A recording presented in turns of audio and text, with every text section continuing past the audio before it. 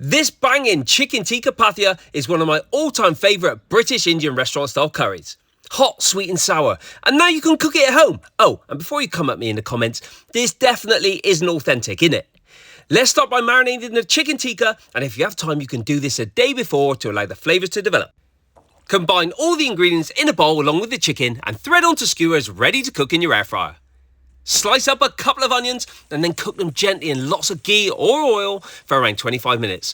The slow cooking process is key to making a decent curry. Add in the garlic and ginger paste, garam masala, fenugreek, chilli powder and turmeric, then cook out the spices for a few minutes. And now it's time to balance the flavours. A spoonful of brown sugar, some sweet mango chutney and some tamarind for acidity. Tomato puree and a tin of chopped tomatoes go in and then bring up to a simmer.